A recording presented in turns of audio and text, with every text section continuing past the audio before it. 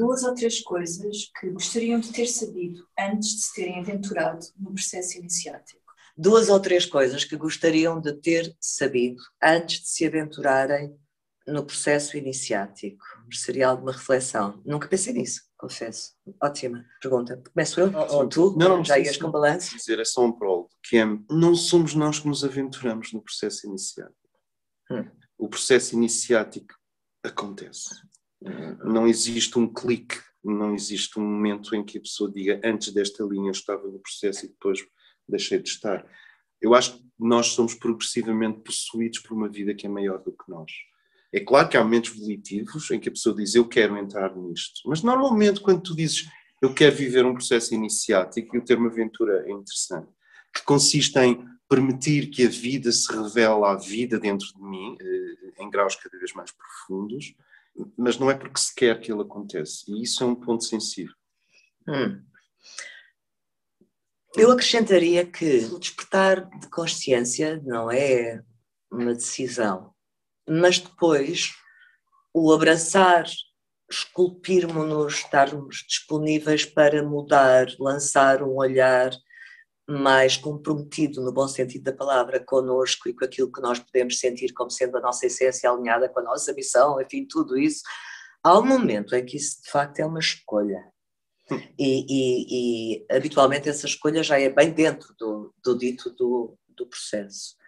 Assim, de repente, uma coisa que eu gostaria de ter sabido antes de encetar esse caminho é: o processo evolutivo espiritual não só é compatível com a vivência plena da vida material, como é um altíssimo contributo para que aqui na Terra nós possamos ter a vida de júbilo e de usufruto e de expansão e de expressão da nossa manifestação divina, tal como merecemos.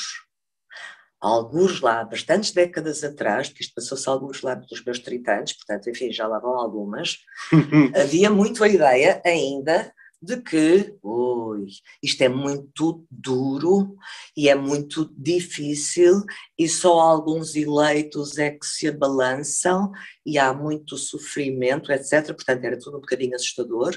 Ou a outra ideia da ambição espiritual de que tu tens que ser alguém, entre muitas aspas. A experiência que tenho é que sim, é exigente, mas o processo iniciático é tão só irmos abraçando a nossa essência de modo a ser a melhor expressão dela no aqui e agora, abraçando um sentido de vida para a nossa existência que acaba por ser um norte para tudo aquilo que nós fazemos, numa dádiva ao todo. Isso é bem compatível com nós podermos fazer essa síntese entre o céu e a terra. E é verdade que de antes havia essa cisão, tipo, o espiritual não pode incluir o prazer e os desejos, porque isso é primário, e se tu estás preso nos desejos também não podes ter um processo iniciático. O que eu gostava que me tivessem dito é, olha, isso é possível de sintetizar, e é aliás essa a proposta. 2, não tenhas medo, gostava de ter sabido que não havia razão para ter medo.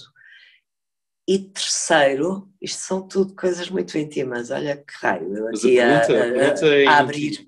Sim, portanto, é possível ligar o céu à terra e aliás é assim mesmo que nós nos experienciamos no nosso melhor progressivamente. 2, não tenhas medo. 3, tu estás à altura.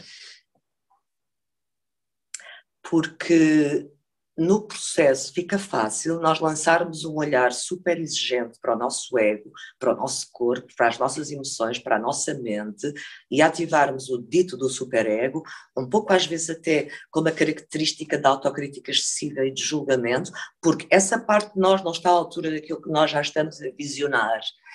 E é bom termos compaixão e ternura e carinho por nós próprios no processo. Portanto, gostaria de 3 coisas. É possível a ponte entre a terra e o céu, não tenhas medo e tu estás à altura, sim. Pronto, transparente. Ok. É interessante porque eu provavelmente vou dizer com outras palavras algo que é muito tangente ao próximo ao que tu disseste. Gostaria que no hall, no átrio desse processo, pensarmos no processo iniciático como uma sequência de campos qualitativos em que tu vais mergulhando cada vez mais profundamente. E eu penso que o tempo é um símbolo dessa sequência de campos qualitativos. Então eu gostaria que no átrio, antes de entrar na nave, antes sequer de olhar para o altar, continuando a usar este tipo de simbologia, eu gostaria de ter tido acesso a uma muito mais competente descrição do ego, uma muito mais cuidadosa definição do lugar cósmico do ego e, portanto, uma menos confusão entre ego e egoísmo. Porque isso é muito importante quando se põe os pés no caminho. O ego tem um lugar cósmico, não é uma criação do homem, não é uma criação da vontade humana, não é uma criação cultural, é um fenómeno que atinge todos os seres humanos. E este fenómeno, que não é opcional, toda a gente tem um ego, porque estruturalmente ele é um dos interfaces com o mundo e com os outros, mas o ego que sofreu um forte anátema desde os anos 50, quando as disciplinas orientais vieram para o Ocidente, e começou-se a confundir ego com egoísmo. Então as pessoas queriam desmontar os mecanismos do egoísmo e acabavam por danificar o ego. Não sei se me faço entender aqui. Eu gostaria imenso de ter isto logo à partida. A outra coisa que eu gostaria de ter tido à partida é uma percepção da psique. Isto é, de que entre a consciência e a alma existe um forno, uma câmara, onde um eu real, que integra todos os outros potenciais, num cristal final, está a acontecer, está a vir a ser. E, portanto, as confusões entre ego e egoísmo, e as confusões entre a psique, que é dual, e a alma, podem gerar muito sofrimento quando se entra num caminho espiritual. Então, para mim, as duas coisas são não confundir nunca ego com egoísmo, e já agora não confundir ego com persona, com personalidade, com eu consciente, com máscara. Com máscara, são tudo qualidades diferentes. Não confundir o ego com egoísmo e não confundir a psique com a alma. A psique está constantemente a caldear opostos para obter a meio uma terceira coisa que o universo não sabe fazer senão psicologicamente, certo? E a alma é esta irradiação de luz constante, non-stop, sobre a psique. Eu diria que a alma é o meio-dia da psique, mas agora não vale a pena.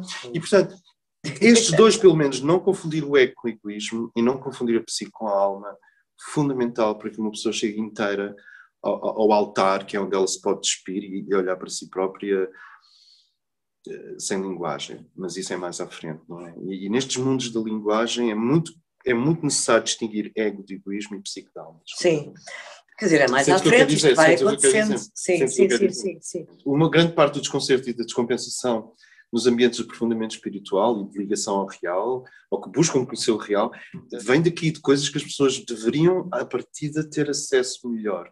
Quer dizer, a caixa de ferramentas das boas-vindas devia ser muito mais bem trabalhada. É mais ou menos isto. Sim, ambos trabalhamos justamente na base de um conjunto de matrizes, bússolas, átomos, mapas, chamem como quiserem, com as pessoas, para que esse processo que o André acabou de falar esteja facilitado. E já agora, para contextualizar, aquilo que o André estava a falar respeitando ao ego, é uma cristalização onde se enquadra aquilo que eu disse, ter menos medo. O que é que tem medo? É o ego. Isso, nós estávamos muito próximos, estávamos a dizer as mesmas coisas. O André falou do ponto de vista conceptual, eu falei do ponto de vista experiencial e estamos a dizer aproximadamente a mesma coisa.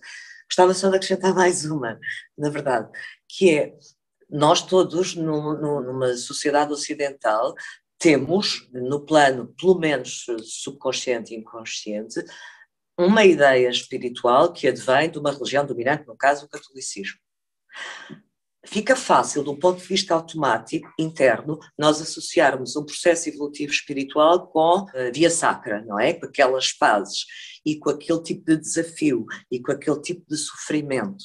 E eu gostaria de acrescentar que tudo isso fez sentido ao abrigo da era em que se enquadrou, era de peixe, e agora não vou falar do restante, mas que estando nós nesta passagem para a era de Aquário, me parece que o ser humano tem a oportunidade a agarrar e a aproveitar com todas as mãos, de poder fazer esse processo evolutivo espiritual de um modo bastante diferente, que entra bem mais em linha de conta com o acesso ao mental superior e que, como tal, não se revê da mesma forma daquilo que foi plasmado no cristianismo e depois no catolicismo.